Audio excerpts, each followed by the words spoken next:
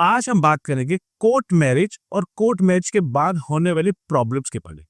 सो दोस्तों, आज हम चलते हैं एक जर्नी पे जिसमें हम आपको बताएं कि कोर्ट मैरिज कैसे करनी है, क्या क्या डॉक्यूमेंटेशन चाहिए और कोर्ट मैरिज के बाद आने वाले प्रॉब्लम्स, तो उनको हमने कैसे मैनेज करना। सो सबसे पहले कोर्ट मैरिज के लिए, जैसे कि आप सबको पता है कि लड़की की एज कम से कम 18 साल और लड़के की उम्र 21 साल होनी मैंडेटरी है एज पर इंडियन कॉन्स्टिट्यूशन।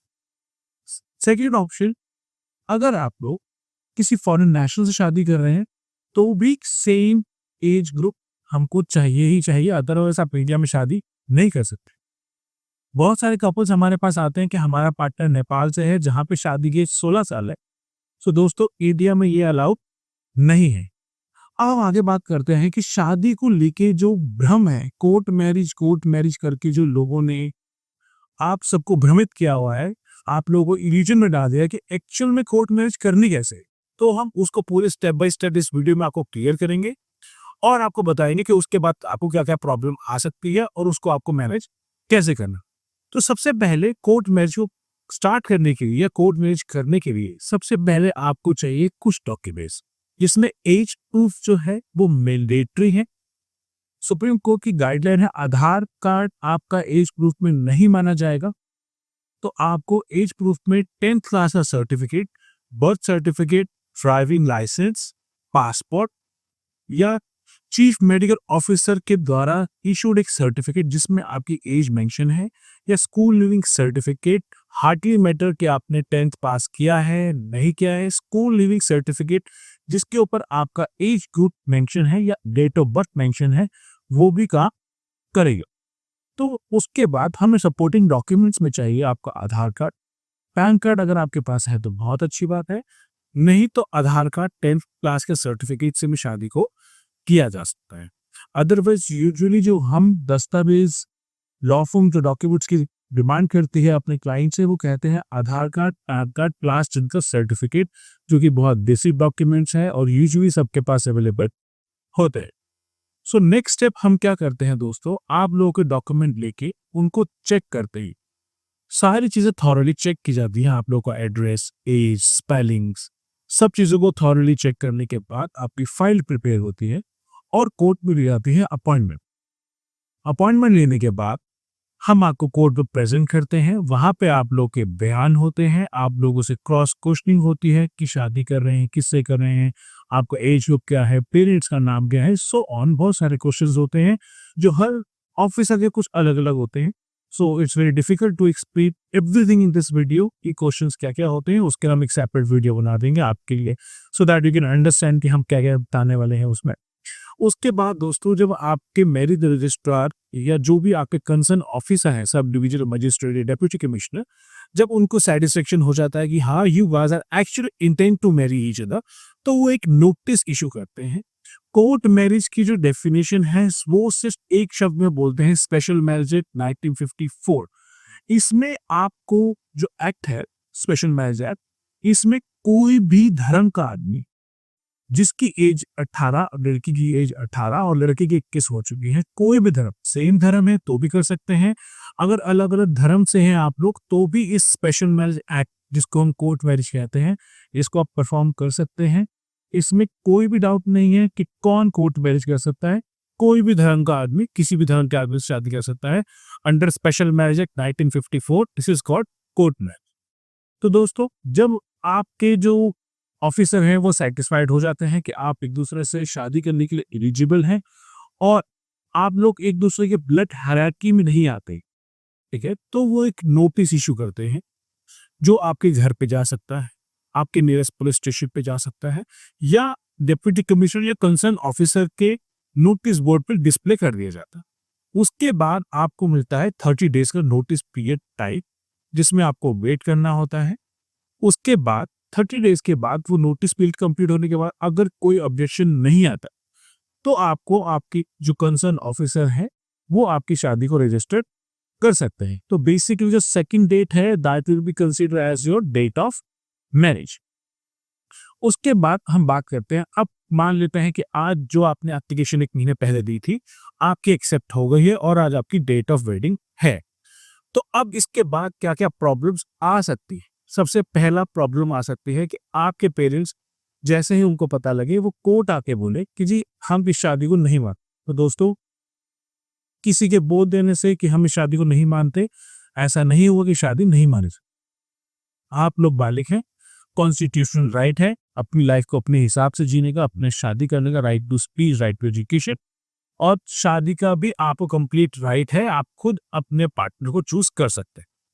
उसके बाद सबसे पहले वो क्वेश्चंस, अगर आप घर से भाग गए हैं तो वो कहेंगे कि हमारे घर से या हमारी बेटी को मिसगाइड करके, मिसलीड करके शादी कराएगी। तो दोस्तों, उसके लिए कोर्ट में बयान होते हैं, तो इस तरह क्वेश्चंस नहीं आ सकते। So that is a most safest way. Special marriage 1954 जिसमें मजिस्ट्रेट के सामने आपके बयान हो रहे हैं, that is a most safe way. इसमें किसी भी तरह का जो ऑब्जेक्शंस बोल सकते हैं कि हमारी लड़की को किडनैप कर दिया, उसको बदला दिया, वो सब चीजों से आपको निजात मिल जाती है। अब बात करते हैं कि उन चीजों से आपको मुक्ति कैसे पानी है।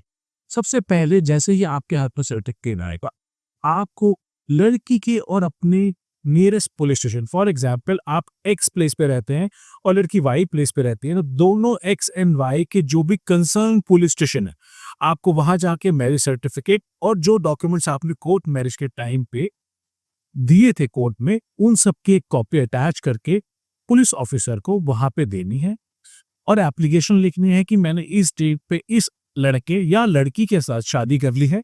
अगर मेरी साइड से मेरे घर वाले किसी भी तरह का कोई आरोप लगाते हैं या किसी भी तरह से मेरी शादी के लिए या मेरी कंसर्न सिक्योरिटी के लिए किसी भी तरह का ऑब्जेक्शन लाते हैं, तो उसको ना माना जाए, उसको अवैध माना जाए, किसी भी तरह की कोई पुलिस कंप्लेंट या कानूनी कार्रवाई ना की जाए।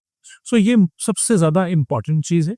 सेकंड क्वेश्चन, आप मान लेते हैं कि आपकी शादी, आप घर से भाग गए और एफआईआर हो चुकी, तो दोस्तों सबसे पहला पुलिस स्टेशन में जैसे ही आपको कॉल आएगा, आपने एफआईआर की कॉपी मांगनी है, सो दैट हम लोग अंडरस्टैंड कर सकें कि कौन कौन से सेक्शंस आपके ऊपर लगाए गए हैं। कहीं ये तो नहीं जैसे ही आप 164 के बयान कराने के लिए लड़की को थाने लेके जाते हैं, आपको वहीं धर ले, आपको वहीं बिठा ले, ऐसा तो नहीं है। तो सबसे पहले अगर आपको पुलिस स्टेशन से कॉल आता है, तो आपने पुलिस ऑफिसर को ये बोलना है कि आप मुझे एफआईआर की कॉपी प्लीज अरेंज कर दीजिए, व्हाट्सएप कर दीजिए, ईमेल कर दीजिए, बट मुझे प्रोवाइड करा दीजिए। मैं आपकी इंक्वायरी पुलिस स्टेशन में आके जल्द से जल्द ज्वाइन कर लूंगा और पूरी इंक्वायरी में मैं आपको पूरा कॉपरेट करूंगा। लेकिन सबसे पहले आपको एफआईआर की कॉपी मिल जानी चाहिए। इन केस पुलिस ऑफिसर आपको एफआईआर की कॉपी नहीं देता है, तो आप अपने नियरेस्ट एसपी ऑफिस आके वहां पे इस चीज के बारे में बात कर सकते हैं। उनको बताइए कि मैंने ये शादी करी थी, ये जब की थी, और वहां पे मेरे ऊपर मुझे आरोप लगाने के चांसेस लग रहे हैं, तो आप प्लीज मेरी हेल्प कीजिए, मुझे एफआईआर की कॉपी दिला दीजिए और मेरे को प्रोटेक्शन भी चाहिए। मुझे डर है कि लड़के घर वाले या लड़की घर वाले या हो सकता है कुछ एंटी सोशल एलिमेंट्स जो कि ग्रुपिज्म है, जो कि इस वीडियो पे नाम लेना बिल्कुल सही नहीं होगा, तो उस कुछ आप बता सकते हैं कि मुझे समाज में सामाजिक लोगों से एंटी सोशल एलिमेंट्स के थ्रू डर है और मुझे पुलिस प्रोटेक्शन चाहिए, तो आपको प्रोटेक्शन भी दी जाएगी। तो दोस्तों, नेक्स्ट स्टेप है, आपको सबसे पहले 164 के बयान जैसे ही आपकी वाइफ करेंगी, यूजुअली पुलिस ऑफिसर उनको अकेले में ले जाके बात करेंगे और ये भी हो सकता है डरा धमका के उनके बयान चेंज करवा दिए जाए। अगर इस तरह से होता है, तो आपके जो भी आपके लॉयर हैं, आप उनसे इमीडिएट बेसिस पर कनेक्ट कीजिए और 164 के बयान दोबारा कराने के लिए गुहार लगाइए, अपील कीजिए कि मुझे 164 के बयान दोबारा करवाने हैं, क्योंकि मुझे डाउट है, मुझे पूरा यकीन है कि मेरी बीवी को अंडर इन्फ्लुएंस उसके बयान चेंज कराए गए हैं। क्योंकि जब आपने शादी की थी, तो आपको 100% कंसेंट मिला था शादी करने के लिए, और अचानक से जैसे ही पुलिस के सामने बात आती है, तो लड़की अपने बयान चेंज कर लेती है, तो आप 164 के बयान के लिए दोबारा अपील कर सकते हैं। मान लेते हैं कि 164 के बयान देने के बाद लड़की अपने घर वालों के साथ चली जाती है, उसके बाद भी you have all the rights. If you are Hindu, तो आपके पास सेक्शन 9 में कॉन्जुगल राइट्स हैं अपनी वाइफ को अपनी मैरिज को रीस्टोर करने के लिए लीगल नोटिस आप अपने पार्टनर को भेज सकते हैं। तो दोस्तों, अगर आपको किसी भी तरह से कोर्ट मैरिज के रिगार्डिंग कोई भी इंफॉर्मेशन चाहिए हो या आपको कोर्ट मैरिज करनी हो, हमारे से किसी भी तरह की हेल्प चाहिए हो, आप हमें नीचे दिए हुए नंबर पे कॉन्टैक्ट कर सकते हैं। Thank you so much.